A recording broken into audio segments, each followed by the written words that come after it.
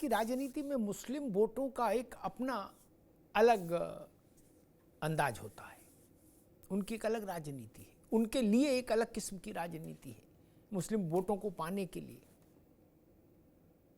और उत्तर प्रदेश, बिहार, असम, पश्चिम बंगाल, ये जो राज्य हैं, इनमें तो मुस्लिम वोटों को लेकर भयंकर किस्म की राजनीति है। अब उत्तर प्रदेश का अखाड़ा हो और मुस्लिम वोट का मसला हो तो स्वाभाविक तौर पर सबसे बड़ा चेहरा समाजवादी पार्टी का उभरता है,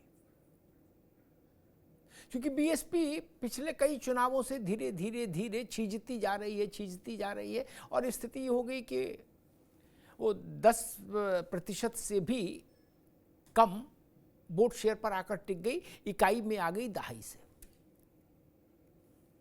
लेकिन उत्तर प्रदेश में हैदराबाद वाले ओवैसी की दखल बढ़ रही है, उनकी रुचि बढ़ रही है। उन्होंने कई बार कोशिशें की उत्तर प्रदेश में, नगर पालिका तक के चुनाव में दखल दी, और अब जब वाई इलेक्शन होने जा रहे हैं उत्तर प्रदेश में 9 स्थानों पर, तो ओवैसी साहब की पार्टी यहां भी आ गई और उसने 2 सीटों पर उम्मीदवार अनाउंस कर दिए, कुंदरकी पर कर दिया और मीरापुर पर कर दिया। दोनों जगह मुस्लिम उम्मीदवार घोषित कर दिए। अब ये दोनों सीटें सपा को लड़नी है और यहां ओवैसी ने ताल ठोक दी। और इसके ही समानांतर समाजवादी पार्टी के मुखिया अखिलेश जी अभी जब महाराष्ट्र गए थे तो वो उन्हीं 2 स्थानों पर गए, अब इसको संयोग कहिए चाहे प्रयोग कहिए, उन्हीं 2 स्थानों पर गए जहां ओवैसी की पार्टी के विधायक थे, और वहां दोनों जगह वो अपने पार्टी के उम्मीदवार घोषित करे आए। यानी तुम यूपी आके लड़ोगे हैदराबाद से, तो हम महाराष्ट्र में आके लड़ेंगे तुमसे जहां तुम्हारे लोग जीते होंगे। ये स्थिति बन गई अखिलेश वर्सेस ओवैसी या ये ओवैसी वर्सेस अखिलेश। और दोनों का जो आंकड़ा है ये 36 का, इसके मूल में मुस्लिम वोट है कि मुस्लिम वोटों का चौधरी कौन, चैंपियन कौन, सरमाएदार कौन, जमींदार कौन, किसको नेता मानता है मुसलमान। इस लड़ाई में अच्छा ओवैसी भी जानते हैं कि छोटे छोटे सूबों से बात नहीं बनेगी।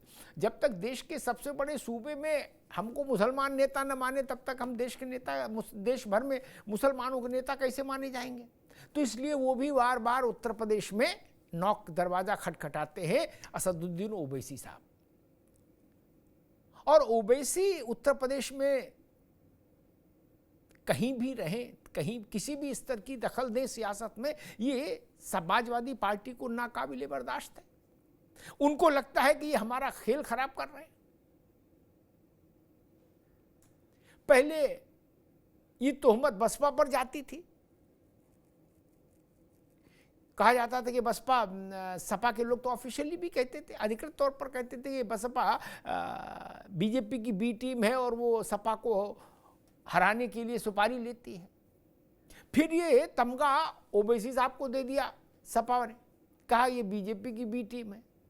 लेकिन ओवैसी भी ओवैसी है, गजब हाजिर जवाब है। वो कहते हैं कि मैं वो लैला हूं जिसके हजारों दीवाने हैं। लो कर लो बात। अब जब खुद ही लैला कह दिया तो आप उनसे क्या, कैसे निपटेंगे, कैसे लड़ेंगे। तो इस बार मैदान 2 जगह सज रहा है अखिलेश वर्सेस ओवैसी में, महाराष्ट्र में और उत्तर प्रदेश में। उत्तर प्रदेश में ओवैसी साइकिल की रफ्तार रोकने के लिए कमर कस रहे हैं, तो महाराष्ट्र में ओवैसी की पार्टी की संभावनाओं को धूमिल करने के लिए, धूल धूसरित करने के लिए अखिलेश बाबू ने पांचजन्य फूंक दिया है। वो वहां हो आए खुद जाके। और इस सब के बीच में छोटे छोटे किरदार और भी हैं, जो जैसे चंद्रशेखर की पार्टी है आज़ाद समाज पार्टी, वो भी जय भीम और जय मीम का नारा लेके चल रही है। वो भी महाराष्ट्र तक मार करना चाहते हैं। उत्तर प्रदेश की बाई इलेक्शंस में भी हैं। तो बीएसपी भी स्वाभाविक तौर पर है, एक तीसरा ध्रुव तो वही है, तीसरा आयाम उत्तर प्रदेश में। उसकी भी मुस्लिम वोटों पर दावेदारी है, मिले कितने मिले नहीं मिले अलग बात, लेकिन दावेदारी है। तो कुल मिला के मुस्लिम वोटों को लेकर एक बार फिर से शोरगुल शुरू हो गया है राजनीति के बाजार में। इसके मायने क्या हैं, हमारे साथियों ने एक रिपोर्ट तैयार की, पहले उस रिपोर्ट को देखिए, फिर मेहमानों से परिचय कराते हैं और फिर बहस में चलते हैं।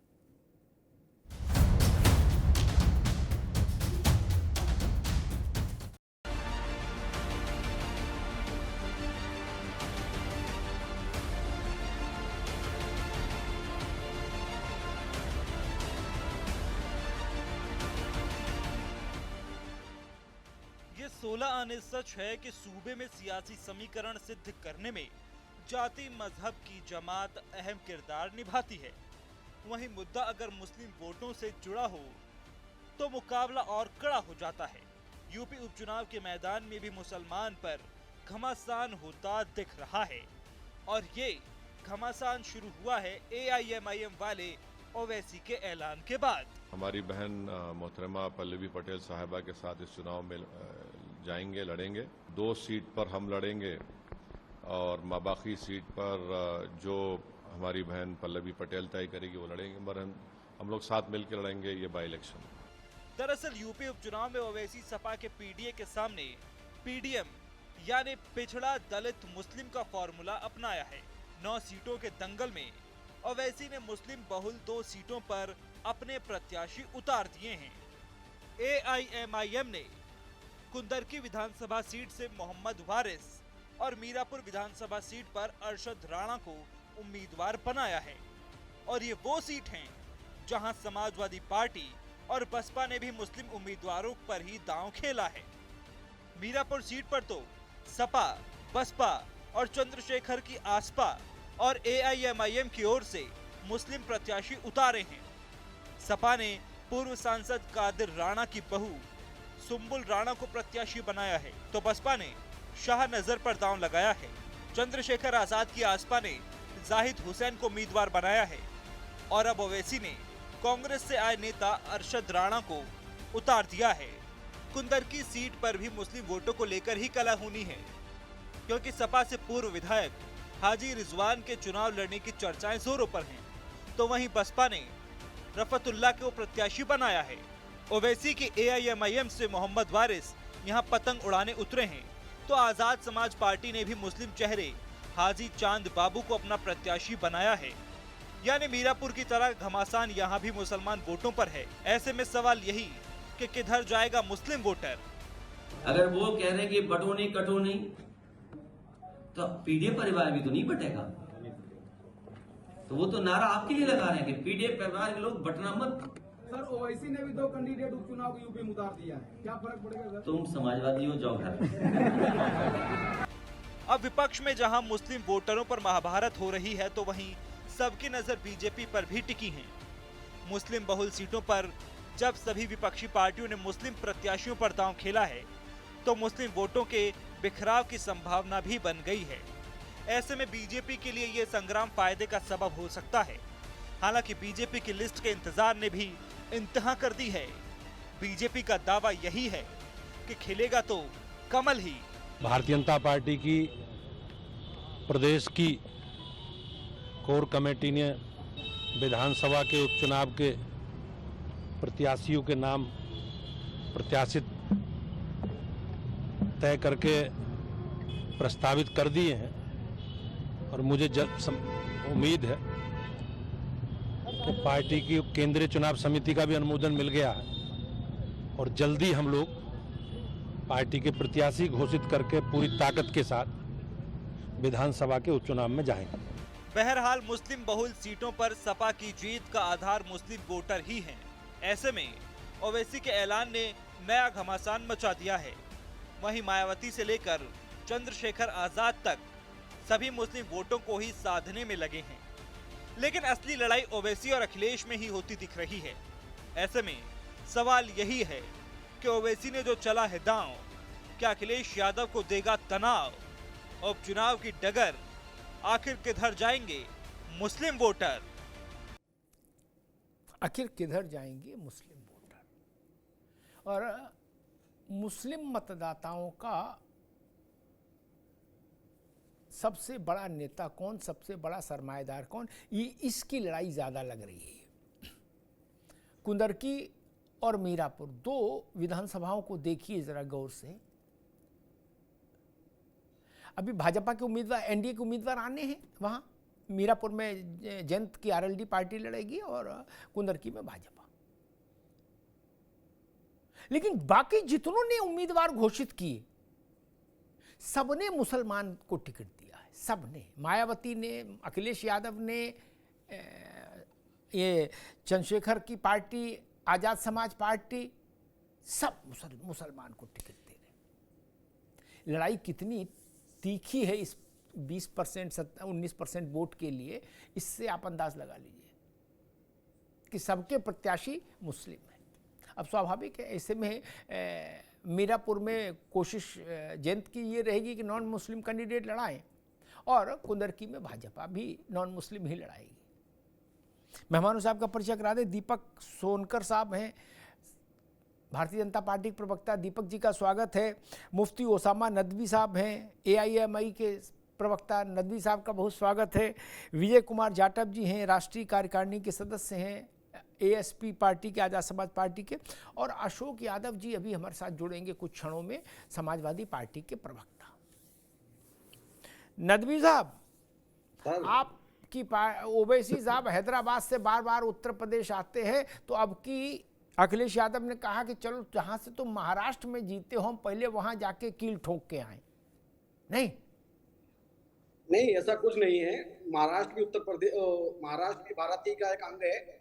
अखिलेश यादव जी को अधिकार है कि वो महाराष्ट्र या हैदराबाद जाके चुनाव लड़ सकते हैं, और ये हमारी लोकतांत्रिक व्यवस्था है सर, कि कोई कहीं भी जाके चुनाव लड़ सकता है और कोई कहीं भी जाके अपनी दावेदारी ठोक सकता है। अखिलेश जी भी आजाद है इसमें, और हमारे लिए भी ये रास्ते हैं। मैं उत्तर प्रदेश का वासी हूँ और मैं यहाँ संगठन के लिए काम करता हूँ, तो हम उत्तर प्रदेश में भी चुनाव लड़ सकते हैं और अखिलेश यादव जी महाराष्ट्र में भी चुनाव लड़ सकते हैं।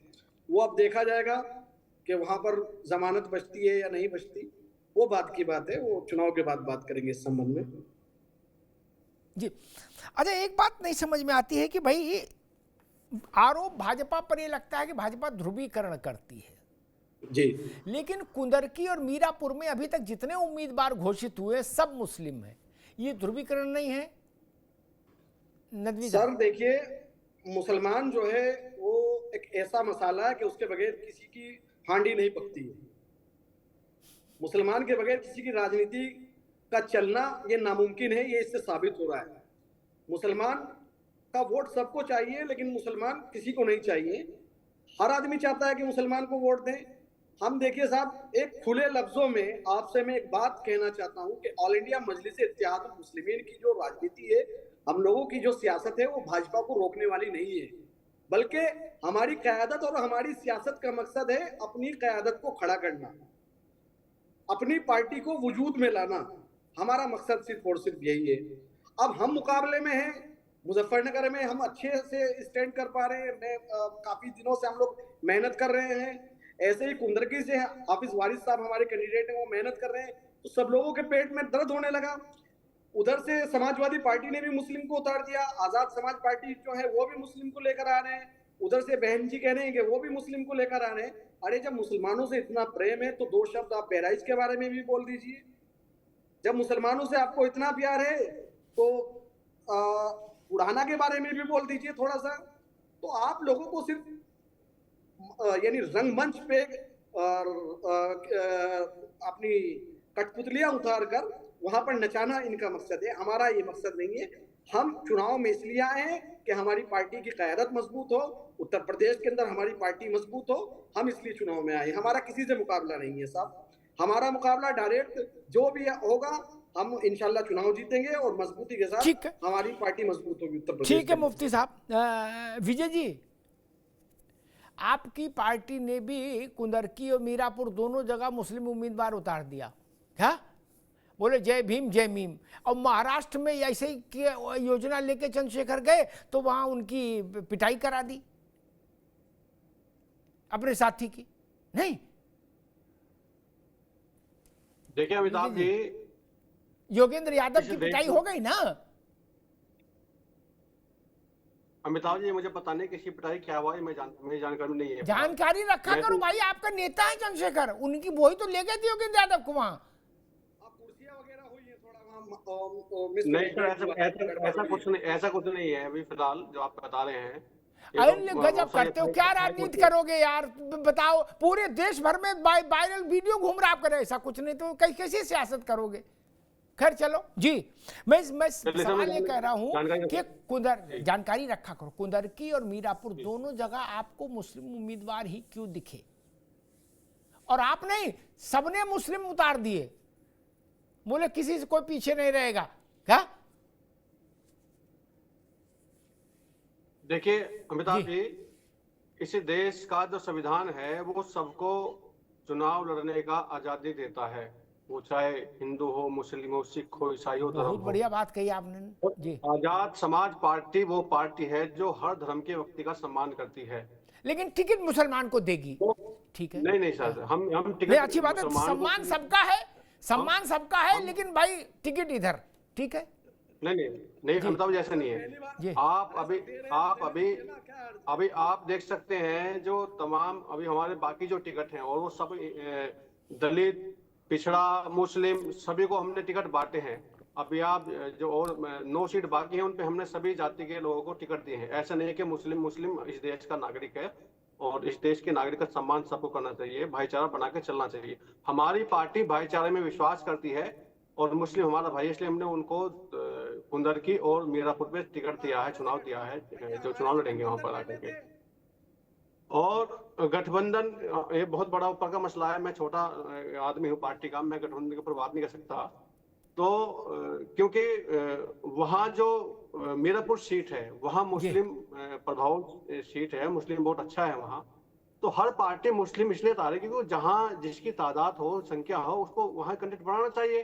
तो हमने भी इसीलिए अपनी पार्टी का जो हमारे कैंडिडेट हैं उनको वहाँ उतारा है, और भरपूर वहाँ सम्मान जो मुस्लिम है, चाहे दलित है, चाहे पिछड़ा है, उनको मिल रहा है जी। और क्योंकि मुस्लिम वर्तमान में जो संवैधानिक संगत जो पार्टी है उसी को वोट करेगा, ऐसी बात नहीं वो वोट हर किसी को नहीं करेगा। तो आज जो संविधान की बात या संविधान के जो अधिकारों की बात कर रही हो आजाद समाज पार्टी कर रही है, ये कोई छुपाए नहीं है, वो चाहे जमीन पे हो चाहे सदन में हो। ठीक है विजय भाई, अभी रुकना होगा, ठीक है रुकना होगा। भाईचारा में मैं फिर बार बार कहता हूं, ऐसा तो कम से कम करो कि आपके संगी साथी सुरक्षित रहें। योगेंद्र यादव को ले गए वहां, उनकी धतेरे की हो गई, ऐसा भाईचारा तो ना बनाओ भैया। वहां लोगों ने कहा चंद्रशेखर से कि हमारे पैसे से कार्यक्रम हो रहा है, ये एक ही बात होगी, दूसरी बात कैसे हो सकती है। अब बाद में उनको जान बचाना मुश्किल हो गया। खैर अशोक यादव जी, अब ये किसी से छुपा नहीं है, बिल्कुल ऑब्वियस हो गया कि अखिलेश यादव और ओवैसी के बीच में एक रस्साकशी है, एक लड़ाई है, प्रतिद्वंदिता लड़ाई, कुछ भी कह लीजिए, सेंधमारी कह लीजिए, प्रतिद्वंदिता तो नहीं। उत्तर प्रदेश में अखिलेश यादव माइनॉरिटी की बड़ी पसंद है, लेकिन जहां से ओवैसी जीते महाराष्ट्र में, अखिलेश जी ने सबसे पहले वहीं खूंटा गाड़ा जाके दोनों जगह, बोले यहां से हम लड़ेंगे, चलो जी आगे बढ़ो। तो ओवैसी भी आ गए हैदराबाद से फ्लाइट पकड़ के तुरंत, बोले भाई कुंदरकी और मीरापुर में मुसलमान लड़ा दो तुरंत। अशोक जी, अच्छा सब मुसलमान लड़ा रहे, बहन जी भी मुसलमान, चंद्रशेखर भी मुसलमान, सपा भी मुसलमान, ओवैसी तो है ही। 20% में 4 दावेदार, क्या 17%, 20% जो मानो। अभी 80% की बात कह दोगे तो आप लोग कहोगे ये तो सांप्रदायिक हो गई बात। 20% के लिए सब कबड्डी खेल रहे हो। अशोक जी, असंवैधानिक बातें हैं वो 80-20 मत करिए। देखिए अमिताभ जी, अरे महाराज हमें बताओ संविधान असंविधान जी। अमिताभ जी देखिए, इसमें कोई कबड्डी खेलने की बात नहीं है, और चूंकि ओवैसी जी से हमारा कोई कंपटीशन भी नहीं है, ओवैसी जी हैदराबाद की हैं, हम लोग उत्तर प्रदेश की राजनीति करते हैं, तो कोई बहुत बड़ा मतलब नहीं है। मतलब सिर्फ ये है कि जो संगठन के साथ जो दृश्य और अदृश्य शक्तियां जो चल रही हैं, उन दृश्य और अदृश्य शक्तियों को खास तौर से उत्तर प्रदेश का पीडीए समाज पहचानता है। अब देखिए, एक ऐसा संगठन जो अपने आप को दुनिया का सबसे बड़ा संगठन कहता है, जो संगठन पीडीए के साथ साथ भगवान को भी झांसे में रख सकता है, भगवान को भी धोखा दे सकता है, जिस संगठन के मुखिया नॉन बायोलॉजिकल हो सकते हैं, जो संगठन प्रदेश और देश में कहीं भी चुनाव को देखते हुए दंगे करा सकता है, उस संगठन के साथ इतनी शक्तियां चलती हैं अमिताभ जी कि आप कल्पना नहीं कर सकते। बहुत सारी दृश्य और अदृश्य शक्तियां चलती हैं। अदृश्य शक्तियां कौन सी हैं अशोक जी? अदृश्य शक्तियां, अदृश्य शक्तियां मुझे बताने की जरूरत नहीं है, वो बताई दो। अब आज तो मौका भी है, दस्तूर भी है, बताई दो। नहीं अमिताभ जी देखिए, अदृश्य शक्तियों को जनता जानती है कि वो जो बुराई का प्रतीक जो भाजपा है, उसके साथ अदृश्य शक्तियां कौन कौन सी हैं। और उसका उदाहरण आपको देखना हो तो जो लोकसभा चुनाव देखिए, उन अदृश्य शक्तियों को और दृश्य शक्तियों को दोनों को उत्तर प्रदेश की जनता ने, पीडीए ने 62 से 33 पे ला दिया।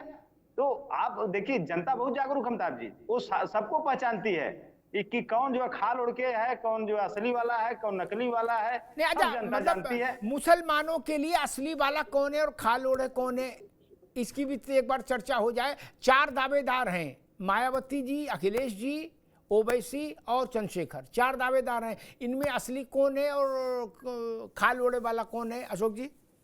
ये अमिताभ जी, मैं तो यही कहूंगा कि इसकी चर्चा जनता इसका जवाब दे देगी 13 तारीख को। मुझे लगता है इनका नाम लेना जरूरी नहीं है यहाँ पे, लेकिन मैं इतना जरूर बता दे रहा हूँ आपको कि जनता उनको पहचानती है और किसके साथ जनता को जाना है। मैं 20% की बात नहीं कर रहा हूँ जिसकी बात आप कर रहे हैं, मैं पीडीए की बात कर रहा हूँ। हम तो इसी की बात कर रहे हैं आज। क्यों 20% की बात करना कोई गुनाह है क्या? कानूनी जुर्म है क्या?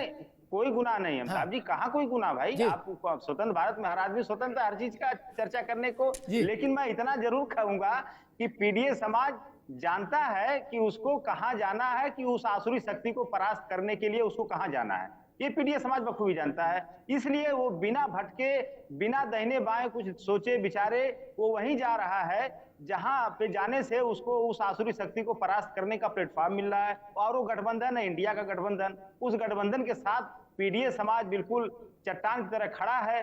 अब इसमें कहीं कोई लेश मात्र समझ गए भाई, आपने मुंह से नहीं कहा, लेकिन मतलब आपका यही है कि असली, एक मिनट रुको मुफ्ती, असली आप मतलब अशोक जी का यही है कि असली हमें इधर देखो, भटको नहीं, बाकी खाल वाले हैं। गाजियाबाद से चलो सहारनपुर की तरफ पूरे रास्ते, तो मामा का ढाबा असली इधर है, फोटो के साथ ऐसे होर्डिंग लगे हैं पूरे में। अब यही समझ में नहीं आता कौन असली है, सब में मामा दिख रहे क्या? और मामा का ढाबा असली वाला। उत्तर प्रदेश के मुसलमान यही परेशान है, वो कह रहे सब मामा का ढाबा है और सब फोटो लगाए करे असली इधर है। कहाँ जा रहे हो? इधर देखो असली ढाबा। आपका ध्यान किधर है? असली ढाबा इधर है। हाँ, वो आपका ध्यान किधर है, ठीक कही मुफ्ती ने, असली ढाबा इधर है। तो समस्या तो यही है सब। दीपक सोनकर जी, इतने सारे असली ढाबे हैं क्या, और उनके बीच में आपको लड़ना है? कैसे देख रहे हैं लड़ाई? आपकी पार्टी ने तो भाई गजबे कर दिया, वो पता नहीं कौन सा किस अलमारी में रख दिए, लिस्ट निकल ही नहीं रही है। दीपक जी, लिस्ट किसी अलमारी में नहीं है। लिस्ट हम लोगों ने भी अभी हमारे प्रदेश अध्यक्ष जी का भी बयान सुना था। निश्चित तौर पर भारतीय जनता पार्टी में सामूहिकता के निर्णय के साथ तो प्रदेश की समिति और कोर कमेटी निर्णय करती है, तो प्रदेश की कोर कमेटी ने केंद्रीय चुनाव समिति को निर्णय भेजा, सारे नाम पर चर्चा हो गई, जल्द ही वो लिस्ट घोषित हो जाएगी और प्रत्याशी घोषित हो जाएंगे।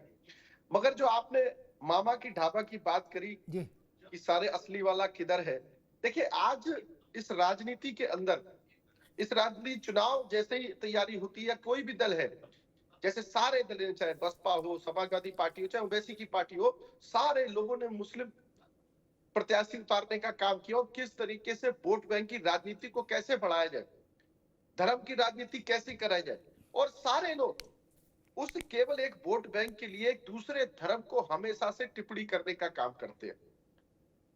चाहे समाजवादी पार्टी के पूर्व विधायक हो महबूब अली जी, वो कहते हैं अरे भाई मुसलमान अब बड़ी संख्या में बढ़ गए हैं, अब एक हो गया है, आगे क्या होगा आप देखेंगे। समाजवादी पार्टी के राष्ट्रीय अध्यक्ष हमेशा से हिंदुत्व और मठ और मठाधीश के संतों पर अपमान करने का काम करते। कांग्रेस के राहुल गांधी जी हिंदुओं को अहिंसक बताने का काम करते, और ओवैसी जी का तो जवाब ही नहीं है। वो तो लगातार जितना धर्म को, जितना हिंदुत्व को अपशब्द करने का काम करते। तो ये प्रदेश की जनता इस बात को भी जानती है। मगर मैं एक बात और कहूंगा, गलत बात दीपक सोनकर जी, चाहे गलत वो बात है हिंदू आपकी। हो, आप मुस्लिम हो, टेंशन न सिख हो, लगाइए, ईसाई हो, मुझे कोई एक सबसे स्टेटमेंट पहले ओवैसी किसी साहब का सरकार दिखा में दीजिए उसके लिए जिसमें ये उसकी बात कही हो। मूलभूत सुविधाएं। आप अरे भैया गलत सुनो, बयानी से अरे काम बड़े ले रहे भाई, हैं यहाँ पर। एक मिनट उसकी उनकी आप बात आ मूलभूत जाए, सुविधाएं मुफ्ती मुफ्ती ओसामा, एक मिनट आप रुको, गलत पहले बात उनकी कर बात रहे आ हैं। जाए। नहीं, अभी नहीं, केवल आप दीपक की ओवैसी साहब आवाज पे ऐलान जी, नहीं लगा सकते। मैं अरे ओसामा अभी भाई। रुको, तो पहले बात आ जाए फिर जी, आप तब भी भाई कंप्लीट करो दीपक सुनकर। इतनी चिल्लाहट अच्छी नहीं है। देखिए, प्रदेश की जनता ये जानती कि किसने उसको मूलभूत सुविधाओं से जोड़ने का काम किया है, किसने उस मूलभूत सुविधाओं से उसको दूर रखने का काम किया है, किसने उस गरीब कल्याण की योजना गरीबों तक पहुंचाने का काम किया और किसने उस गरीबी को, उसकी जमीनों को छीनने का काम किया है। हमारे आदरणीय अशोक भाई पीडीए की बात कर रहे थे। इस प्रदेश की जनता ये भी जानती है कि किस पीडीए की बात करते हैं। जब समाजवादी पार्टी की सरकार रही तो एक जाति के अलावा कितने पिछड़े लोगों के लिए बढ़ाने का काम कर दिया, कितने पिछड़ों की योजनाएं खड़ी करने का काम कर दिया। ये दलितों की बात करते हैं तो दलितों में कितना इन्होंने दलित नेताओं को नेतृत्व देने का काम कर दिया।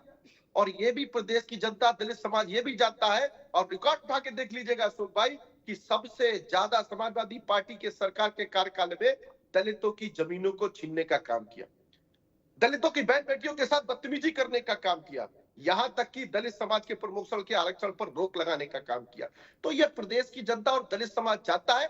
और सबसे बड़ी बात है, ये पैरेलल देख रहा है, चाहे कोई जाति हो, कोई धर्म हो, उसको मूलभूत सुविधाओं से फर्क पड़ता है कि किसने उसको आवास दिया, किसके स्तर पर किसने आवास से जोड़ने का काम किया, किसने उसके आयुष्मान कार्ड से इलाज कराने का काम किया, किसने अपराधियों और माफियाओं को संरक्षण देने का काम किया, किसने दंगइयों को संरक्षण देने का काम किया। जो उत्तर प्रदेश में लगातार भ्रष्टाचार में डूबे रहे लोग, लगातार सैफई महोत्सव में जनता की बर्बादी करते रहे लोग, ये सारी जनता उस बात पर पैरेलल देख करके जवाब देती है। और निश्चित तौर पर चाहे उपचुनाव की बात हो, भारतीय जनता पार्टी अपने बातों को, अपनी योजनाओं को जनता के बीच में लेकर के जाती है। जनता का निर्णय है, जनता का जनादेश सर पर स्वीकार करती है और निश्चित तौर पर जनता अच्छे निर्णय के साथ और उसी ठीक तरीके है, से ठीक है 2014 सोनकर से जी, अभी जनता रुकना का होगा। आशीर्वाद देश के प्रधानमंत्री ने। मुफ्ती ओसामा नदवी, आपको कुछ ऑब्जेक्शन था? देखिए, बैरिस्टर ओवैसी के बारे में जहां तक सोनकर जी कह रहे थे, बैरिस्टर ओवैसी साहब हमेशा एक संवैधानिक मर्यादा में रहते हुए बात करते हैं। वो कभी भी अपने किसी भाषा में, किसी भाषा शैली के जरिए से किसी धर्म पर कभी टिप्पणी नहीं करते हैं। अरे मेरे आप दिखा दीजिए, मुझे एक दिखा दीजिए। मैं आपको ओपन डिबेट में चैलेंज कर रहा हूँ, ओवैसी साहब का, बैरिस्टर असदुद्दीन ओवैसी साहब की आप एक बात दिखा दीजिए। चलिए आइए एफआईआर करा दीजिए, आप आइए एफआईआर करा दीजिए, थाने में आइए। आप अगर लखनऊ में है तो आइए हजरतगंज में, आपसे मुलाकात करता हूँ मैं आगे। आप बैरिस्टर ओवैसी पे एफआईआर करा दीजिए। ये सब भ्रमित करने वाली बातें हमको ना समझाया करिए, हम रोजाना देखते हैं। क्या कह रहे हैं आप बताइए, कैसे डाइवर्ट कर सके, किसको का प्रयोग करते हैं यहाँ पर बैठकर? कौन से शब्द का? अरे शब्द के कौन से शब्द की बात कर रहे हैं भाई? अनपढ़ जाहिल लोगों की बातें मत करिए मेरे भाई। बैरिस्टर ओवैसी एक बैरिस्टर है, एक पढ़े लिखे आदमी है, हमेशा बैरिस्टर है, ऐसी बात है। मगर बैरिस्टर होने के साथ साथ क्या धर्म को खिलाफत करने का किसने कहा? कौन किस तरीके से धर्म के नाम पर लोगों को भड़काने की बात करता है? कौन कहता है कि मुसलमान एक हो गए हैं? कौन कहता है कि 2 मिनट के लिए सारी पुलिस हटा लो, सब प्रशासन हटा दो, मुस्लिम बता देगा क्या हो जाएगा? कौन कहता है कि धर्म की मुस्लिम की एकता बढ़ रही है? कौन कहता है कि धर्म के नाम पर मुस्लिम को ताकत की आज जरूरत है? कौन कहता है कि मुस्लिम को असल के उत्तर करके ही अपना अधिकार लेने की जरूरत पड़ेगी? तो ये झूठ फैलाने का काम मत करो। प्रदेश की जनता जानती है, ओवैसी जी को भी जानती है और धर्म के नाम पर जानती है। झूठ फैलाने का काम मत करो। प्रदेश की जनता लगातार इसीलिए 2014 से देश के प्रधानमंत्री आदरणीय नरेंद्र मोदी जी के साथ है, उत्तर प्रदेश के मुख्यमंत्री योगी आदित्यनाथ जी के साथ है। आप उत्तर प्रदेश में आइए, लोकतंत्र है, चुनाव लड़ सकते हैं, मगर प्रदेश की जनता ने पहले भी आपको चुनाव में जवाब दिया है और इसमें भी जवाब देगी। मालूम है कितना तुम्हारे साथ है। हमारी सुन लीजिए। नंबर 1, बैरिस्टर ओवैसी साहब ने कभी भी धर्म के आधार पर इकट्ठा अखिलेश जी कह रहे हैं मेरे साथ है। कौन? वहाँ अखिलेश जी कह रहे हैं मेरे साथ है। कौन अखिलेश जी कह रहे हैं मेरे साथ है? कौन राहुल गांधी? हम नहीं जानते। मायावती जी कह रही है उनके साथ है। अब आप नहीं जानते किसके साथ है? हम नहीं जानते, हमारे साथ है। हम सड़क से लेकर संसद तक लड़ाई लड़ते हैं, हमारे साथ है। हम वक्त पर बोलते हैं, हमारे साथ है। हम 3 तलाक पर बोलते हैं, हमारे साथ है। को बहकाने का, भड़काने का काम किया। कितने गरीबों की चिंता ओवैसी साहब ने कर ली, कितने मुस्लिम समाज को आवाज देने का काम कर दिया, कितने मुस्लिम समाज के भूखों के घरों तक खाना पहुंचाने का काम कर दिया। आप एक भी सुनिए, नहीं। क्या किया? आपके कि उत्तर केवल प्रदेश मुस्लिम के धर्म के लोगों को मुख्यमंत्री, भड़काइए, आपके उनको मुख्यमंत्री, धमकाइए, उत्तर प्रदेश के दंगों के मुख्यमंत्री प्रति क्या प्रेरित कहते करिए, हैं कि हिंदुओं के कटोगे प्रति तो घृणा खड़ा अब करने का बटोगे काम तो करिए। कटोगे। ये क्या सारे एक देश वातावरण के हमेशा से मुखिया को देखने का काम ऐसी किया है। भाषा और ऐसी ठीक, शैली एक मिनट रुकिए, नदवी आप भी रुकिए, सोनकर आप भी रुकिए। नहीं, मेरी मैं बात अशोक, पूरी नहीं हुई एक सर, मिनट रुकिए, अभी एक बात मिनट पूरी रुको, होनी एक मिनट, मैं अशोक यादव जी के पास चलूँ। अशोक जी, बात पूरी होने, सर सुनिए, एक मिनट रुको बाबू। AIMI कह रही है कि चूंकि मुसलमानों के जितने मसाइल हैं उन पर हम ही बोलते हैं आगे आकर, बाकी सब लोग पर्दे में रहते हैं, इसलिए असली बारिश हम हैं, असली सरमाएदार हम हुए। बिल्कुल अशोक जी, इसीलिए वो कह रहे हैं कि कौन अखिलेश यादव, कौन मायावती, हम नहीं जानते, मुसलमानों की लड़ाई केवल हम लड़ते हैं। अब ठीक है, नदवी साहब हो सकता है न जानते हो, लेकिन कम से कम देश और प्रदेश की जनता तो जानती है कि जो भाजपा है, जो भाजपा प्रदेश में दंगे करा सकती है, जो भाजपा पीडीए की दुश्मन है, उस भाजपा को हराने के लिए पीडीए को कहाँ जाना है, नदवी साहब भले न जाने, लेकिन जनता तो जानती है ना अमिताभ जी। अरे तो आपके पीडीए में जो हमारा है जो ना, वो है भी असदुद्दीन जनता के ओवैसी साथ है, जाने उसका का मतलब है। जनता अगर जान रही है हमको, तो जनता जनार्दन ही हमारे लिए सब कुछ है ना। आप समझिए, आपके पीडीए में जो अमिताभ जी, तो हमें नदवी साहब को नहीं जनाना है, हमको जनाना है पीडीए को। और सबसे अच्छी बात है अमिताभ जी कि हमारे राष्ट्रीय अध्यक्ष जी ने अशोक भाई, एक प्रयास बात करके बताइए, जो नॉन पीडीए है या पीडीए के चौहिद्दी से बाहर हैं, उनसे सपा का कोई लेना देना नहीं, वो कम है या ज्यादा, हम इस बहस में नहीं पड़ रहे, मतलब ही नहीं है, उनसे कोई मतलब नहीं, बोले कुएं में जाओ, बिल्कुल है, कुएं में जाओ। नहीं, क्या बात है भैया, हम कह रहे 2 आदमी है पूरे देश में नॉन पीडीए, तो भी उसकी भी हैसियत उतनी है ना, ये कम हो जाएगी। अमिताभ जी देखिए, हमारे जो संविधान में, समाजवादी पार्टी के संविधान में है कि समाज के हर वर्ग को, समाज के अंतिम पावदान पर ही बैठे उस व्यक्ति को का चिंता करना है, यही असली समाजवाद है।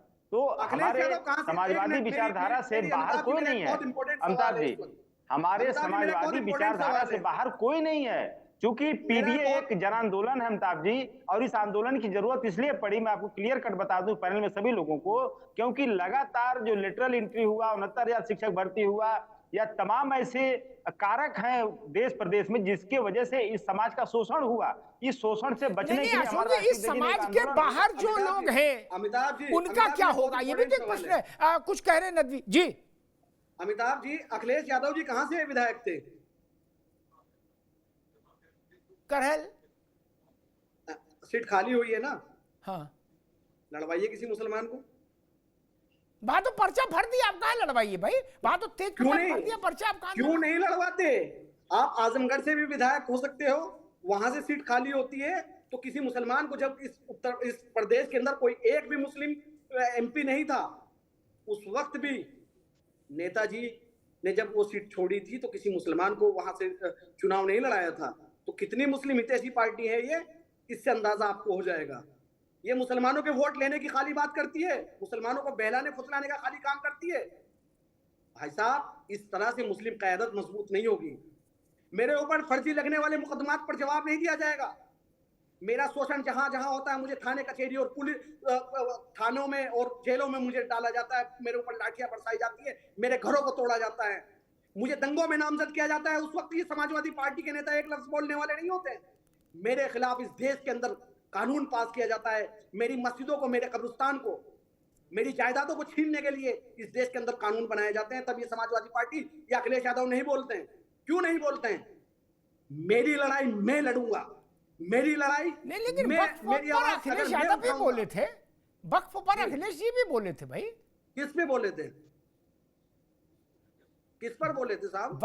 वक्फ की जो इस पर जो चल रही है नई गतिविधि, उस पर समाजवादी पार्टी ने भी स्टैंड लिया, उनके हाउस में बोले। क्या स्टैंड लिया? आपको JPC ज्वाइंट पार्लियामेंट्री कमेटी में जो समाजवादी पार्टी, मैं जानता हूं ज्वाइंट पार्लियामेंट्री कमेटी में अंदर क्या हो रहा है, वहां पर खुलकर ये जवाब नहीं दे पा रहे हैं। अशोक जी आइए सामने। भाई वो क्या कह रहे, वो कह रहे वक्फ पर सपा तो जवाब ही नहीं दे पा रही है। अमिताभ जी मैं देखिए इस बहस में, अमिताभ जी मैं इस बहस में झगड़े में नहीं पड़ना चाहता। मैंने आपको शुरुआत में ही बता दिया कि भाजपा के साथ कौन कौन अदृश्य शक्तियां हैं, उन अरे, अदृश्य दृश्य शक्तियों को अदृश्य जनता नहीं है। जानती तो है। आप ये कह रहे हो कि ओवैसी भाजपा के साथ अदृश्य शक्ति है? लो, हो नहीं, गया। मैंने कहा कि भाजपा के साथ जो अदृश्य शक्तियां हैं जनता उनको जानती है अमिताभ जी, मुझे कहने की जरूरत नहीं है। मैं किसी का नाम नहीं ले रहा हूँ अमिताभ जी, मैंने नदवी साहब का नाम ही नहीं लिया, न तो ओवैसी साहब का नाम लिया, मैं किसी का नाम नहीं ले रहा हूँ।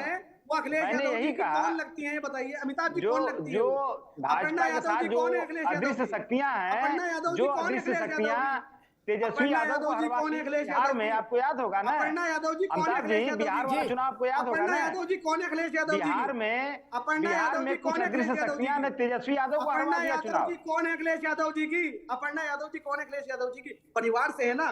जब अपने परिवार की बहू को नहीं वो संभाल पा रहे हैं, अपने भाई की बीवी को नहीं वो संभाल पा रहे हैं समाजवादी में, उनकी सारी उम्र में उनकी नदवी समाजवादी नहीं बना पा रहे हैं। नदवी साहब कम से कम औरों की क्या विचारधारा समाजवादी बनाएंगे? पर्सनल होना गलत बात है, पर्सनल मत होइए। पर्सनल नहीं हो रहे हैं, हम समाजवादी की नहीं बात कर होते रहे हैं, नदवी पर्सनल साहब, नहीं हो रहे हैं। मर्यादा में रहिए भाई साहब, आप हमको मर्यादा में रहिए, आप मर्यादा में रहिए। मैंने यही कहा मर्यादा में रहिए, पर्सनल नहीं होते हैं। मैंने कोई अपशब्द, देखिए मैं अपशब्द किसी के खिलाफ नहीं बोलता हूँ, लेकिन जिस तरह से आप इस्तेमाल कर रहे हैं शब्दों का, ये गलत है। अब मर्यादा में रह के बात करिए। मुझे पता है कि आपके पीछे कौन खड़ा है नदवी साहब, मुझे पता है कि आपके पीछे कौन खड़ा है और किसका डीजल पेट्रोल से आप इतना बोल रहे हैं, किसके फंडिंग से आप इतना बोल रहे हैं, ये सबको पता है। ये पूरा पीडीएफ अशोक जी बताई दो, अशोक जी बताई दो किसका डीजल पेट्रोल है? मैं देखिए अमिताभ जी, मैंने तो कह दिया ना कि जिसके डीजल पेट्रोल, जिसके ईंधन से ये बोल रहे हैं इस तरह से उल जलूल बातें, इसको पर्सनल टारगेट कर रहे हैं, वो चीज सबको पता है, वो चीज सबको पता है। वो देखिए, अब देखिए डिस्टर्ब हो गए नदवी जी डिस्टर्ब हो गए अमिताभ जी, लेकिन मैं डिस्टर्ब नहीं होऊंगा। मैं ऐसे लोगों के साथ डिस्टर्ब नहीं होता हूँ, मैं खाली इंजॉय करता हूँ ऐसे लोगों का, ऐसे लोगों के साथ मैं इंजॉय करता हूँ अमिताभ जी। ऐसे देखिए ये लोग चेहरे हैं भाई साहब, ये चेहरे हैं, अंतरात्मा कहीं और है इनकी। इनका देखिए, अब अपने मन से बोलना, मैंने कुछ बोला क्या अमिताभ जी? मैंने कुछ नहीं बोला, मैं कुछ बोल ही नहीं रहा भाई। अब नदवी साहब आउट ऑफ कंट्रोल हो गए, अपने मन में बोल रहे हैं पता नहीं क्या क्या, मैंने तो कुछ बोला ही नहीं। मैं कहाँ कुछ बोल रहा हूँ? नदवी साहब आपको भाजपा की बी टीम बता रहे हैं, नदवी साहब आपको भाजपा की टीम बता रहे हैं। अशोक तो वो तो जनता जानती है अमिताभ जी, उसमें मैंने शुरू में ही कहा ना, पीडीए समाज जानता है, पीडीए समाज बखूबी जानता है कि कौन किसके साथ है, कौन अदृश्य शक्ति के रूप में खड़ा है, सब जनता को पता है इस बात को। तो जनता से बड़ा जज कौन है इस हिंदुस्तान में? लोकतंत्र में जनता ही सब कुछ होती है ना।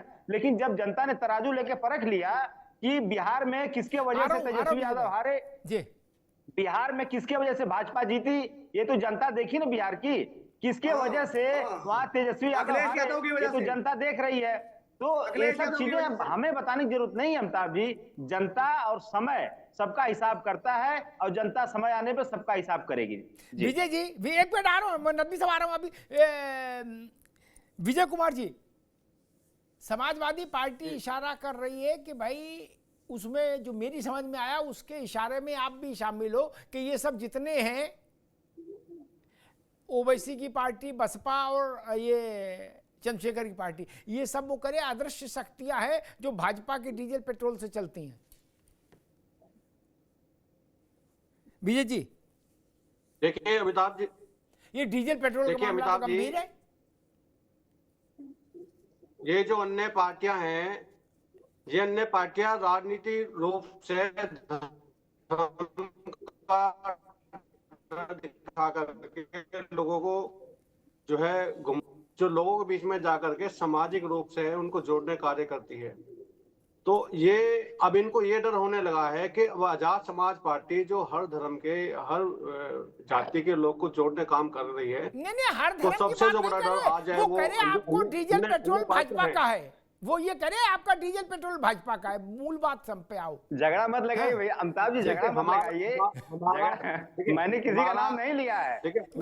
आदर्श शक्तियां, आदर्श शक्तियां बात करने वाले लोग हैं, और संविधान को मानने वाले लोग हैं। और हमारा जो ना तो किसी से गठबंधन है, ना हम किसी के विजय भाई एक बात बताओ, विजय भाई आज बड़ी बहस इलेक्शन मोड में चल रही है, एक मिनट रुको भाई, अरे रुको एक और मिनट, ये जो आप जो सपा की एक बात मिनट कर रुको रहे भाई, हैं, सपा जो पीढ़ी की बात करती है, दादा पीढ़ी की आप बात लोगों जो का भी सपा की- वो लगा है बिल्कुल मर्फी का ग्रामोफोन, सुई रखी और वो बजने लगा गाना लगातार। अरे रुक तो जाओ, संविधान संविधान संविधान अपनी जगह है, आपके कार्यक्रम अपनी जगह है, लेकिन डीजल पेट्रोल तो कोई किसी का इस्तेमाल कर सकता है, इसमें संविधान से क्या लेना देना, वही बात हो रही है। संविधान का काहे को हर आप लोग भी यार हर बात में संविधान ले आते हो, बोले गुड्डू आलू टिक्की खाओगे, बोले नहीं हम गोलगप्पे खाएंगे, बोले संविधान। अरे क्या है यार संविधान, संविधान का इन चीजों को लेना देना है। वो डीजल पेट्रोल की बात कह रहे थे, डीजल पेट्रोल समझ गए? देखिए हाँ मैं समझ रहा हूँ मैं समझ रहा हूँ जो ये कह रहे हैं। अब ये क्या कह रहे हैं मुझे पता नहीं, क्योंकि हम तो सिर्फ समाज का डीजल पेट्रोल इस्तेमाल करते हैं, हम किसी पार्टी का या किसी जो है नेता का या किसी जो बिजनेसमैन का। अरे पार्टियां भी सब समाज की हैं, पार्टी कौन गैर समाज की है? ठीक है, पार्टी चल रही है, ठीक है ना, इनको देता होगा जो कहने वालों को मिलता होगा। हमारे पास ना किसी का दबाव ना दबाव में काम करते हैं। और अमिताभ जी ये देश संविधान से चलता है और संविधान ठीक है। विजय भाई एक मिनट रुकना होगा भाई, थोड़ा रहम करो, थोड़ा रहम करो। ठीक है, कौन माइक, हम बार बार जब सब लोग कहते हैं ना देश संविधान से चलेगा तो मैं इरिटेट हो जाता हूं। ये बात तब कहो जब कोई चार आदमी खड़े होकर कहें देश संविधान से नहीं मेरे हिसाब से चलेगा, तो बोलो बार बार। गजब करते हो यार, कोई माई नहीं, अभी बीच में मत बोलो, कोई माई का लाल हिंदुस्तान में पैदा हुआ क्या जो ये कह दे कि संविधान से नहीं चलेगा देश? न पैदा हुआ न होगा। इसलिए 24 घंटे गायत्री मंत्र की तरह जाप ना करो। कौन कह रहा संविधान से नहीं चलेगा?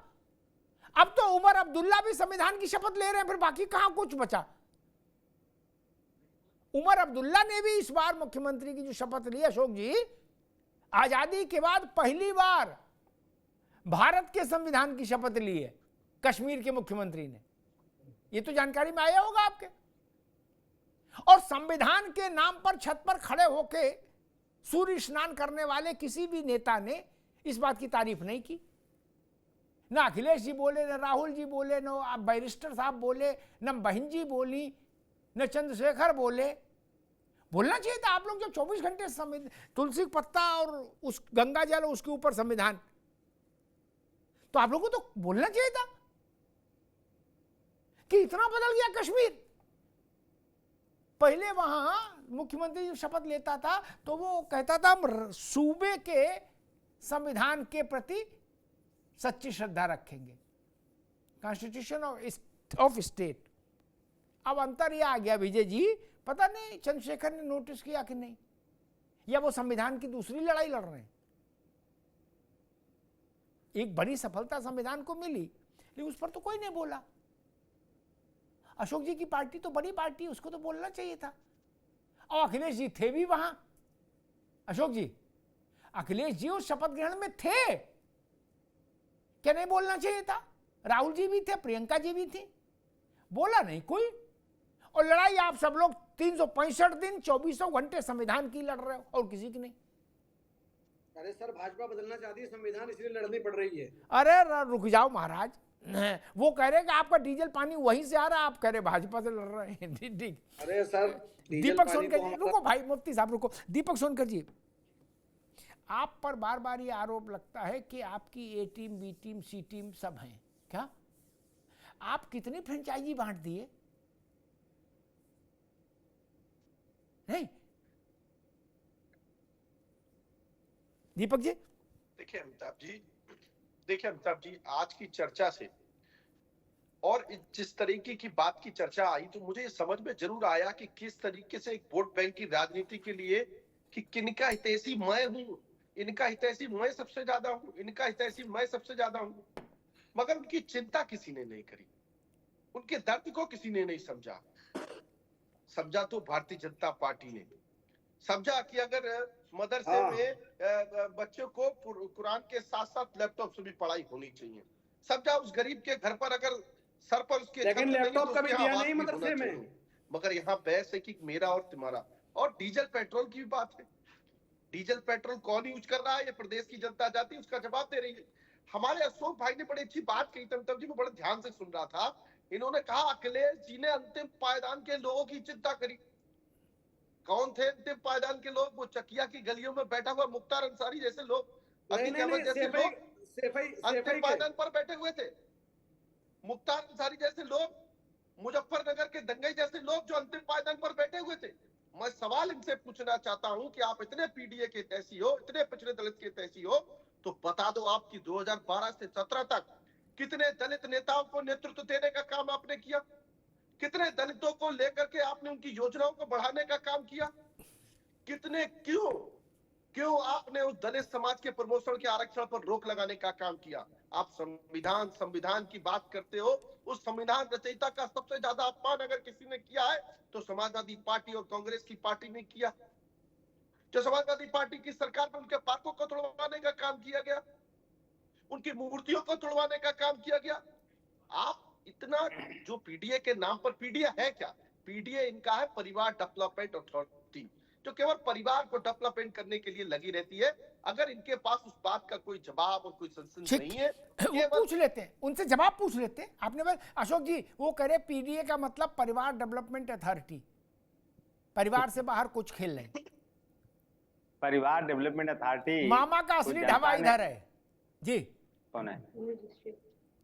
देखिए अमिताभ जी, मैं ज्यादा कुछ नहीं कहूंगा, बस यही कहूंगा कि ये लोग ना नई नई परिभाषाएं गढ़ते रहते हैं, और नई परिभाषाएं गढ़ने के लिए वो तो हम भी जो अगर एनडीए का करेंगे तो लोग कहते हैं नोटोरियस एंड डेंजरस एलायंस।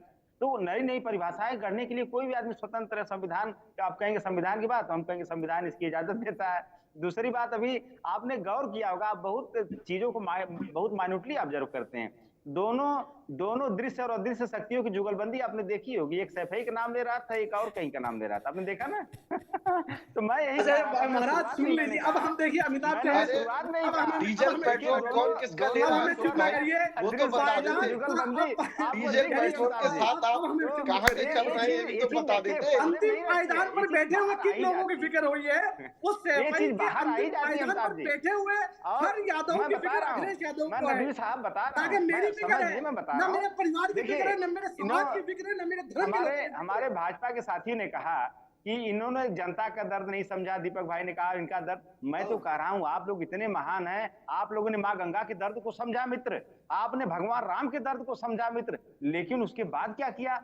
उन लोगों को भी नहीं बख्शा, उनका भी जेब काट लिए। अरे कम से कम भगवान अशोक भाई को छोड़ दो। मैं सीधे शब्द में कहता हूँ, आप जिस पीडीए की बात करते हो, अमिताभ जी एक नया पीडीए में आप इतना मुझे बता दो कि समाजवादी पार्टी के सरकार में उस दलित समाज के प्रमोशन के आरक्षण पर क्यों रोक लगाई गई? आपने कितने दलित समाज के नेताओं को बढ़ाने का काम कर दिया? आपने कौन सी अलग सी योजना जो दलित समाज के लिए चलाई हो? मुझे इन 3 सवालों का जवाब दे दो।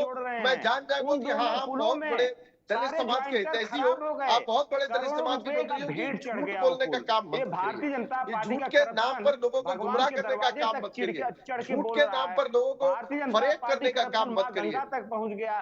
भारतीय जनता पार्टी करप्शन भगवान राम को नहीं छोड़ रहा है। भारतीय जनता पार्टी करप्शन पनकी धाम को नहीं छोड़ रहा है। अभी कल की खबर है, आपने देखा होगा ना, तो एक सेतु निगम ने पुल बनवाया, 52 दिन में उसके सारे ज्वाइंटर खराब हो गए। अब बताइए ये भगवान के राम गोमती रिवर फ्रंट को भूल जाते हो क्या? धोखा दे रहा है। गोमती रिवर फ्रंट को भूल जाते हो क्या आप लोग? उसके लिए कोशिश करते हैं, प्रयास करते लैपटॉप हैं, घोटाले को भूल जाते हो क्या? आप लोग कम से कम, दीपक भाई, कम से कम भगवान लोगों को छोड़ दो यार मित्र। निवेदन कर रहा हूँ, बड़ी आस्था हम लोगों की माँ गंगा में, बड़ी आस्था भगवान राम में है, कम से कम उन लोगों को आप लोग छोड़ देते तो बोलिए जय श्री राम। हम लोग नहीं खड़े करते। तो आप लोगों ने पीडीए को धोखा दिया, ठीक है, तो बोलिए जय श्री राम। ने धोखा दिया।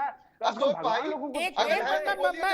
मैं ओसामा नदवी को भी बहस में ले आऊं। एक मिनट क्या सुनकर जी, ओसामा जी, समाजवादी पार्टी ने कहा कि जुगलबंदी है जो दिख रही है स्क्रीन पर भी भाजपा और AIMIM में। नहीं, मैं दीपक सोनकर जी या भारतीय जनता पार्टी का, मेरी ना इनसे कोई दोस्ती है ना कोई दुश्मनी है सर। मेरा अपना एक अस्तित्व है, मेरा अपना एक वजूद है। मैं अपने वजूद की लड़ाई लड़ रहा हूँ, ना मैं समाजवादी पार्टी के लिए लड़ रहा हूँ, ना मैं भारतीय जनता पार्टी के लिए लड़ रहा हूँ सर। मैं उस जिल्लत से बाहर निकलने की कोशिश करता हूँ कि जहां पर मेरे समाज पर हर जगह पर जुल्म हो रहा है, मेरी आवाज उठाने वाला कोई नहीं है सर। मैं अपनी क़यादत के लिए, अपनी लड़ाई को लड़ने के लिए राजनीति कर रहा हूं, ना मैं दीपक सोनकर जी के लिए करता हूं, ना अशोक यादव जी के लिए करता हूं। और यही एक दर्द है जो उत्तर प्रदेश का मुसलमान महसूस करता है। हर जगह पर जहां पर भी मुसलमानों पर जुल्म होता है तो मुसलमान क़यादत ना होने की वजह से और पार्टी ना होने की वजह से मजबूरन जुल्म को सहने पर मजबूर हो जाता है। तो इसीलिए हमारी किसी से कोई लड़ाई नहीं है, ये हमारा कोई शॉर्ट टाइम प्लान नहीं है। हमारा असल प्लान है उत्तर प्रदेश के अंदर एक राजनीतिक वजूद का पैदा होना, एक राजनीतिक रूप से एक पार्टी का स्थापित होना। हमारा मकसद ये है, ना हम किसी को हराने आ रहे हैं, ना हम किसी को जिताने आ रहे हैं, हम खुद जीतने के लिए उत्तर प्रदेश के अंदर आए हैं। हमारा मकसद सीधा सीधा और सिर्फ ये है। जी ठीक बात है। विजय जी, आपका मकसद क्या है? उन्होंने बता दिया, ना हम किसी के खिलाफ हैं, ना ओवैसी की पार्टी, ना किसी के पक्ष में। हम अपने को स्थापित करने आए हैं, हम अपनी ताकत बढ़ाने आए हैं। विजय जी, संविधान छोड़ के बाकी आपका क्या मसला है वो बताओ। बचाई क्या सर उनके पास? देखिए अमिताभ जी, जो आजाद समाज पार्टी है वो अपने बलबूते पे शुरू से ही लड़ाई लड़ रही है और गठबंधन करने वाले तमाम लोगों ने हमें समय समय पर धोखा दिया। और आजाद समाज पार्टी का भी स्वयं लड़ाई लड़ने का और समाज से गठबंधन है, वोटर से गठबंधन है। हम स्वयं लड़ाई लड़ेंगे और हमारा ना इन लोगों से किसी का ना तेल लेते ना पानी लेते। और बात रही जो अभी हमारे प्रवक्ता साहब कह रहे थे कि आजाद समाज पार्टी बीजेपी के तेल पे चल रही है, पेट्रोल पे चल रही है। हम लालची लोग नहीं है। ये लालच तो हमें आपसे जब हमारा मूवमेंट खड़ा हो रहा था, जब भी हमें केंद्रीय मंत्री का पद मिल रहा था, अगर चंद्रशेखर आजाद जी को सुख सुविधा भोगनी होती तो अब से पहले वो लेकर बैठ जाते हैं। नहीं, ऐसा नहीं है। और उसके बाद अभी हमें जो पिछला चुनाव हो उसमें हमें गठबंधन के लिए उकसाया गया और हमें वहां पर भी अच्छी मंत्री का पद दे रहे थे, हमने उप मुख्यमंत्री का पद मना कर दिया। हम तो सिर्फ आम जनता से गठबंधन, जो आम जनता के सुख दुख हैं उनको लेकर के हम जमीन पर लड़ाई लड़ते रहेंगे और लगातार लड़ रहे हैं। वो चाहे दलितों के हों, पिछड़ों के हों, आदिवासी को हों, चाहे धार्मिक अल्पसंख्यक कोई भी आता है उसके हों, हम तो सिर्फ इनकी लड़ाई के लिए पैदा है, वो लड़ाई लड़ते रहेंगे, समय चाहे कितना लग रहा है। जी ठीक बात है। अशोक जी, एक सवाल खड़ा होता है, नेता लोग जब बोलते हैं तो क्या बोलते हैं, मतलब मंच पर या टीवी पर, पिछड़ों के लिए, दलितों के लिए, आदिवासियों के लिए, मुसलमानों के लिए, या जो थोड़ा चैतन्य होगा अल्पसंख्यकों के लिए, क्या ये भी सब जोड़ के भी भारत की 100% आबादी तो नहीं हुई? 10%, 20%, 2% कुछ तो बची। जो बकिया है उसकी कोई बात नहीं करता। नहीं तो वो तो व्यवस्था में है ना, वो सब व्यवस्था में बैठे हुए, वो तो देने वाले हैं, हम तो उनसे मांग रहे हैं। भाई आप भी अपने प्राइवेट आप भी अपना निजी जहाज से चल रहे हो ना? नहीं सर, बिल्कुल तरक्की तो हो ही गई नहीं हुई है सर। हमारे निजी मुद्दे जनता का है। छोड़ो, कहाँ चक्कर में पड़े। जाटव जी, आपसे सवाल नहीं हो रहा है अभी, प्रवक्ता समाजवादी। अशोक जी, अमिताभ जी, जो भी राजनीतिक दल होते हैं, हर राजनीतिक दल की अपनी एक विचारधारा होती है, अपना एक यूएसपी होती है, और उसी विचारधारा, उसी यूएसपी को लेकर के वो राजनीतिक दल जनता के बीच जाता है, अपनी बात कहता है, जनता की बात सुनता है। लेकिन कोई भी राजनीतिक दल ऐसा नहीं है जो समाज के हर वर्ग की बात न करता। हर राजनीतिक दल समाज के हर वर्ग की बात करता है, ठीक है। उसकी कुछ पंच लाइन होती है जो वो इसलिए उठाता है क्योंकि उसकी पार्टी की विचारधारा उस पंच लाइन से जुड़ी होती है। लेकिन कोई भी वर्ग में, मैं किसी के ऊपर नहीं आरोप नहीं लगा रहा हूं कि कोई भी दल ऐसा अंदर से भले जो भी करते हो लोग, लेकिन हर राजनीतिक दल कोशिश करता है कि जनता के हर वर्ग तक पहुंचा जाए, उनकी समस्याओं को उठाया जाए, उनकी समस्याओं का निदान किया जाए। लेकिन कुछ ऐसे राजनीतिक दल हैं जो भगवान तक भी पहुंच जाते हैं, तो अब उनका क्या करेंगे आप?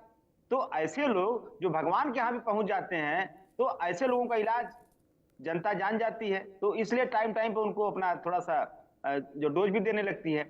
लेकिन मैं अगर अपनी पार्टी की बात बताऊं, आपने कहा कि पीडीए के अलावा और लोग कहां जाएंगे, तो मैंने यही कहा आपसे कि पीडीए हमारा आंदोलन इसलिए मजबूरी में हमें खड़ा करना पड़ा क्योंकि पीडीए का शोषण एकदम चरम पे आ गया था अमिताभ जी, और उस चरम शोषण पे हमारे राष्ट्रीय अध्यक्ष जी ने इस आंदोलन को खड़ा किया, और जिसका परिणाम ये रहा, पीडीए समाज जागरूक हुआ और न सिर्फ उत्तर प्रदेश बल्कि पूरे हिंदुस्तान का पीडीए जागरूक हुआ, लेकिन उत्तर प्रदेश का पीडीए कुछ ज्यादा ही जागरूक हो गया राष्ट्रीय अध्यक्ष जी के अथक प्रयासों से, जो कि 62 से 33 पे ला दिया इस नॉन बायोलॉजिकल पार्टी को और नॉन बायोलॉजिकल नेता जी को। तो ये सारी चीजें हैं और हमारा आंदोलन तब तक चलता रहेगा अमिताभ जी, अनवरत रूप से, जब तक पीडीए समाज को उसका उचित स्थान नहीं मिल जाता। और इसी स्थान को दिलाने के लिए कांग्रेस पार्टी भी हमारे साथ है, इंडिया गठबंधन के बाकी घटक दल हमारे साथ हैं। तो इसलिए मैं फिर से कहूंगा कि हमारे किसी एजेंडे से समाज का कोई भी वर्ग अछूता नहीं है अमिताभ जी। ठीक है जी, ठीक है। दीपक सोनकर जी, आपने समाजवादी पार्टी को सुन लिया, उन्होंने कहा भाई हम सबके लिए हैं, हमारे एजेंडे से कोई बार नहीं। देखिए, भारतीय जनता पार्टी तो वैसे भी सबका साथ, सबका विकास, सबका प्रयास के साथ की बात करती है। मैं वही बात अशोक भाई से ये कह रहा हूं बार बार, ये पीडीए की बात कर रहे हैं कि बहुत पीडीए का स्तर बहुत बढ़ा दिया, बहुत अखिलेश जी ने बहुत जागरूक कर दिया। कितना जागरूक करा, इनसे एक सवाल मैं सीधा सीधा कर रहा हूं, समाजवादी पार्टी ने दलित समाज के प्रमोशन के आरक्षण पर क्यों रोक लगाई, इसका जवाब दे दे। समाजवादी पार्टी ने कितने दलित नेताओं को समाजवादी सरकार के अंदर नेतृत्व देने का काम कर दिया, इसका जवाब दे दें। समाजवादी पार्टी ने बाबा साहब के पार्कों को क्यों तुड़वाने का काम किया, समाजवादी पार्टी ने बाबा साहब की मूर्तियों को क्यों तुड़वाने का काम किया। और एक घटना का जवाब और दे देना अशोक भाई, 2015 में इटावा के अंदर 2 दलित किसानों को ट्रैक्टर से कुचल करके उनकी हत्या कर दी समाजवादी पार्टी के ब्लॉक प्रमुख ने, उस पर कोई एफआईआर, कोई मुकदमा नहीं हुई, कितनी हुई। इन सब बातों का जवाब देते प्रदेश की जनता इसी बात का जवाब मांग रही है कि आप दलितों के इतने तहसील बने, आप पिछड़ों के इतने तहसील बने, आप पिछली सरकार के कार्यकाल में कितना दलित समाज के लिए किए थे, उसका जवाब देना चाहिए। और निश्चित तौर पर हम तो किसी जाति की बात, हम तो सबका साथ, सबका विकास, सबका विश्वास की बात कर रहे हैं।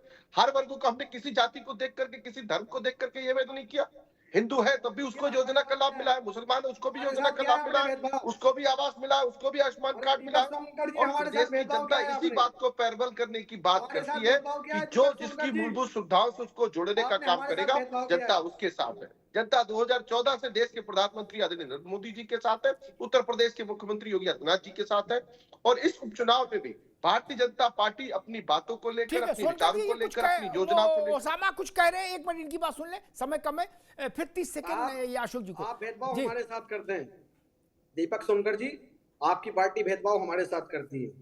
ठीक ठीक, अशोक जी आप कुछ कहेंगे जो बीजेपी ने कहा? जी जी बिल्कुल बिल्कुल। देखिए अमिताभ जी, इन्होंने कहा दलितों के लिए क्या किया। आप देखिए, अगर दीपक भाई थोड़ा सा तैयारी करके आते तो ये सवाल इनके मन में नहीं उठता।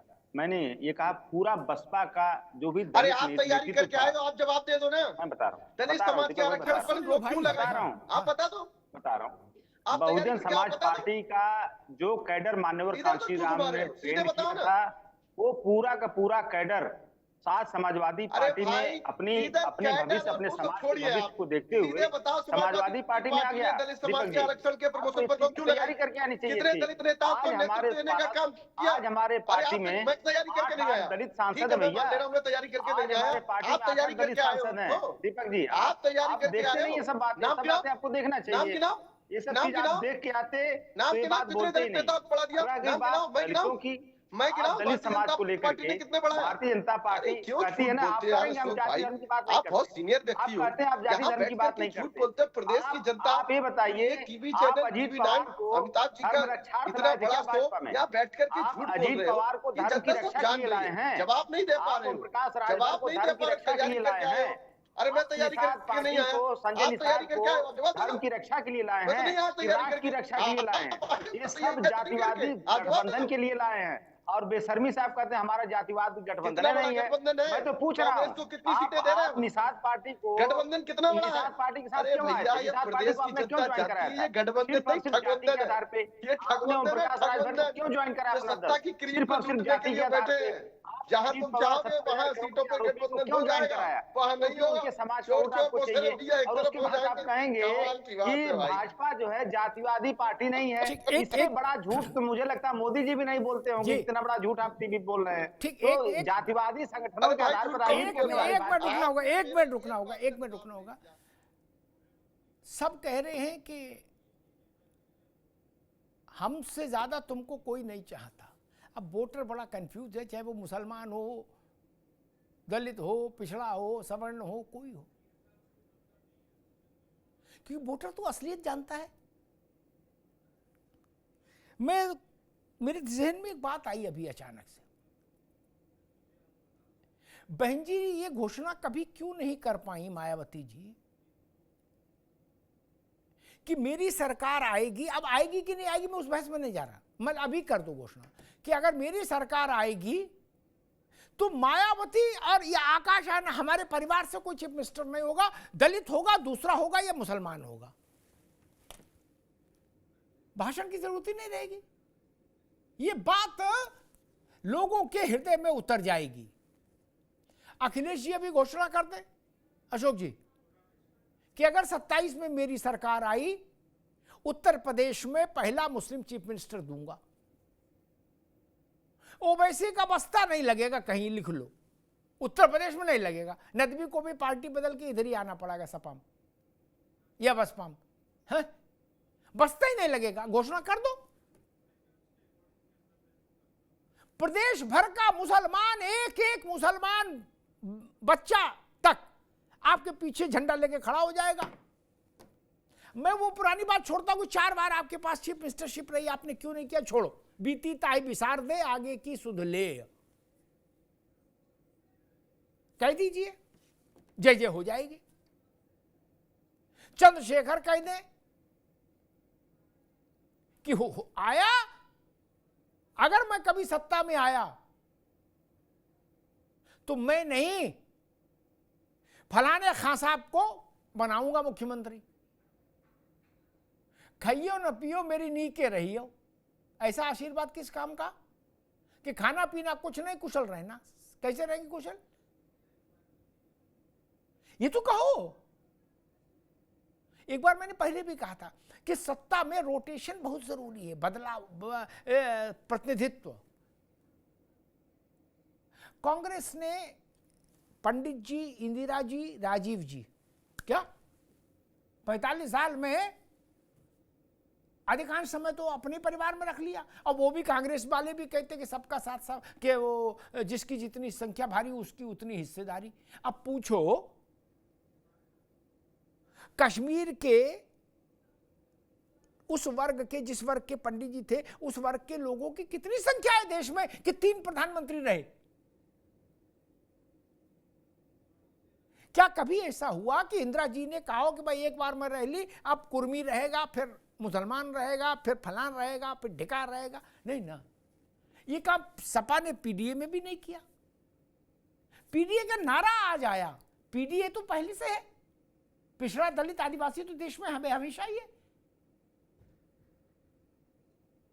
क्या ऐसा हुआ? नहीं हुआ। पर उपदेश कुशल बहुतेरे, जे आचरहि सुनर न घनेरे। मुसलमान भी सोचता होगा कि मेरे नाम का ताबीज सब बांधे हैं गले में, है, और 75 साल में हमको मुख्यमंत्री बना, किसी ने नहीं बनाने की बात कही। क्या जो बना सकते थे उन्होंने भी नहीं कि पहले जो बना नहीं सकते उनकी तो बात छोड़ी दो। मायावती जी के पास भी 4 बार चीफ मिनिस्टरशिप आई अशोक जी, उन्होंने अपने अलावा किसी को, एको अहम द्वितीयो नास्ति, क्या वो भी कहती हैं हम सर्व समाज की चिंता में ही काम कर रहे हैं। अब सर्व समाज भरोसा कैसे कर ले, आप बताओ? क्या इस देश का जो 50% आबादी है वो पिछड़ों की है मोटे तौर पर। पिछड़े समाज का व्यक्ति भारतीय जनता पार्टी के प्रतिनिधि के तौर पर 3 बार से प्रधानमंत्री है ना।